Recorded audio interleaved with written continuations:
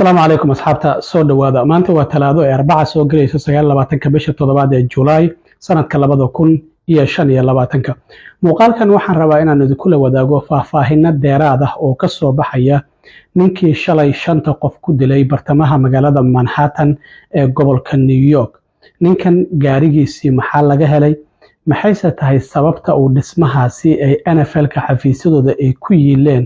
uu u bartilmaameedsaday arrintan waxay la xiriirtaa yaraantiisii oo footballka Mareykanka laga ciyaaro uu ciyaari jiray maskaxdiisa dhibaato soo gaartay ayay arrintan la xiriirtaa maxayse tahay waraaqda laga helay waalidkiisa uu ku sheegayo ujeedada uu weerarkan uu u geystay waxyaabahaasi oo idil ayaan rabaa inaan idila wadaago askarigii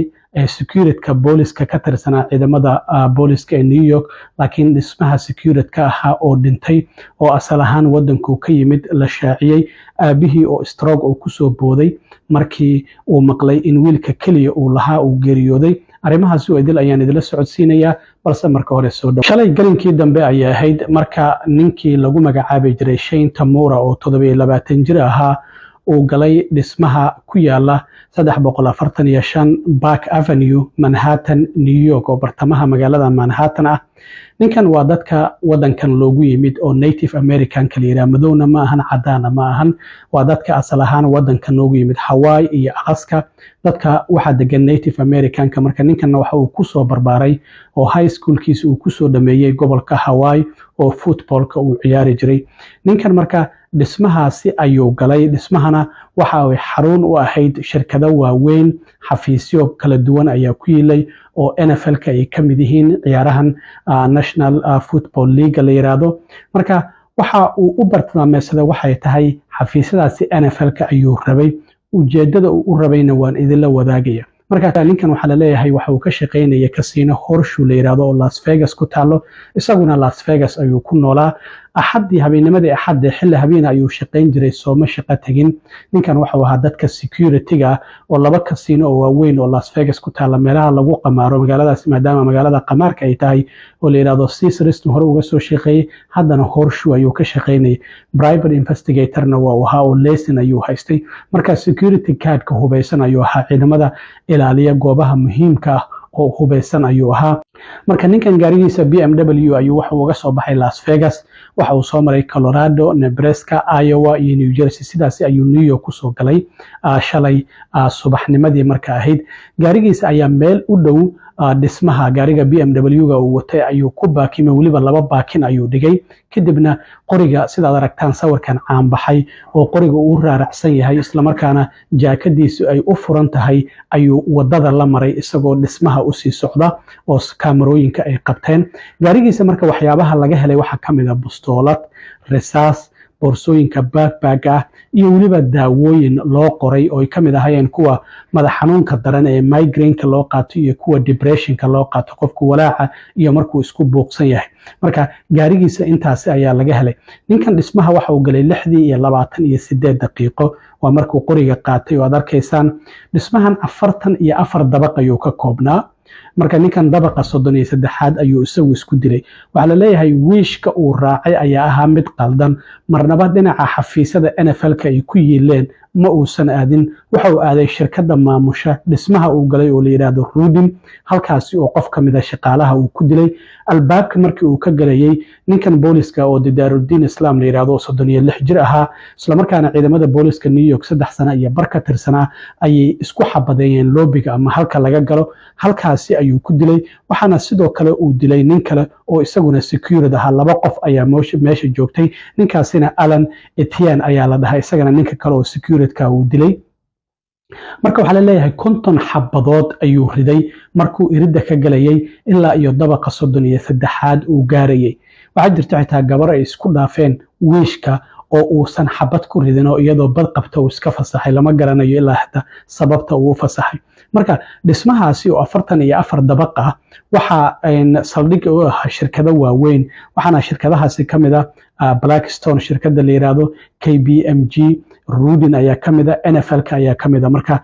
waxa uu ahaa dhisme shirkadaha waaweyn xafiisyo u ah sidaasi marka ayuu dhismaha ku galay laakiin wiishkii dhinaca xafiisyada NFL-ka ay ku yiileen ma uusan raacine wiish kale ayuu raacay oo dhinaca shirkadda maamusho dhismahaasi oo la yiraahdo Rudin ayuu halkaasi uu markaas waxa uu ku dilay sidoo kale iyaduna gabar kale oo madaxda shirkadda Blackstone ka mid ahayd oo magaceeda la yiraahdo Wesley shirkadda Rudin oo buildingkaasi maamusha ama dhismahaasina gabar u shaqeynaysay oo Julia la yiraahdo iyadana waa uu dilay qofka shanaad ilaa hadda lama carabaaban laakiin waa haweeney 27 jir ah lama shaacinin ilaa hadda sawirkeeda laakiin afarta qof uu ka dilay oo labada security midka booliska iyo labada hablood waa kuwan sawiradooda aad arkaysaan marka ninkan gaarigiisa waraaqda laga helay waxyaabaha ku qornaa ayaa waxa ay yihiin in uu leeyahay baliis maskaxdeeda hal la darso marka hadda dhakhtarka baaraya meydkiisa maskaxdiisa waxaa la yiri baaritaan dheeraad ah ayaa lagu sameynaya waxa uu leeyahay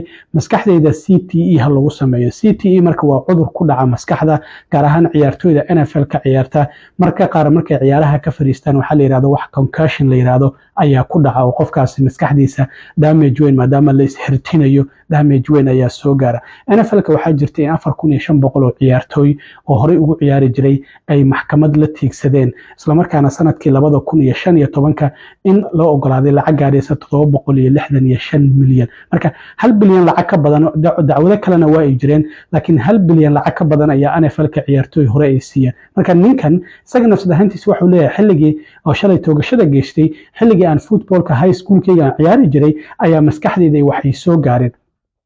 marka waxa uu leeyahay please maskaxdeeda CTE ha laga darso sida darteed waxa uu yiri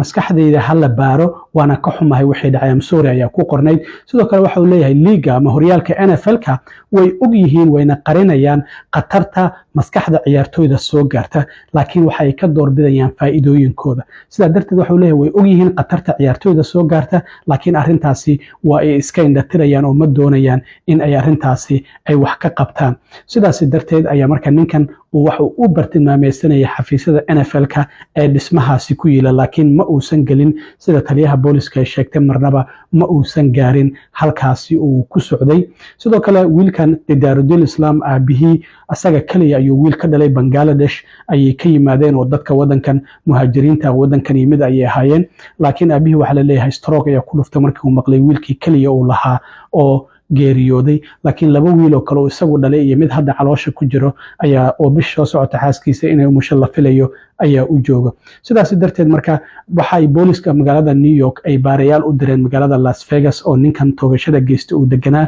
gurigiisa ayaa la tagay baaritaan ayaa lagu sameeyay waxaana laga helay waraaq la mid ah midda waalidkiisa laga helay oo isla sidaasi u qoran ayaa gurigiisa laga helay marka hadda baaritaanku uu sii socdaa waxa la wareysanayaa dadkii saaxiibada la ahaa ehelkiisii iyo la hadlayay social media-hiisa ayaa la fiirinaya xitaa qorigan uu wato waxa la leeyahay qof ayaa u iibiyay qofkii waa lala xiriiray boolisku already waa heleen waa ay wareysteen laakiin ninkan waxa la leeyahay xanuun dhinaca maskaxda ayuu qabay xitaa 2 jeer isbitaal ayaa la dhigay sanadihii 2022 ilaa 2024 marka ninkan waxa uu leeyahay aniga waxa uu careysnaa sida muuqata NFL-ka uu leeyahay maskaxdeeda iyaga ayaa damage gaarsiiyay waxna waa ay qaban waayeen sidaas darteed ayaa waxa uu leeyahay hadda marka maskaxdeeda ha la darso oo dib ha loo fiiriyo marka baaritaankii ilaa hadda halkaasi ayuu marayaa ninkan dilkaasi uu geystay waxaana u sababeynaya xilligii uu high schoolka oo footballka ciyaari jiray in maskaxdiisa dhibaato ay soo gaartay NFL-kana ciyaartooyda aysan muhiimad siininin sida darteed waxa uu leeyahay maskaxdeeda baaritaan dheeraada ha lagu sameeyo taasi oo baaritaan hadda dhaqaatiirtu ay sheegeen in lagu sameyn doono la ogaan doono dhibaatada ama damage-ka ninkan maskaxdiisa gaartay oo xilligaas footballka uu ciyaari jiray ay sabab u tahay aad iyo aad u mahadsantiin asxaabta waxyaabaha kale ee soo kordha haddii aan leedmo waa idinla soo socodsiin doonaa intaan mar kale kulmi doono waa saaxiibkeen cilmi waaro idinla sida iyo nabadgelyo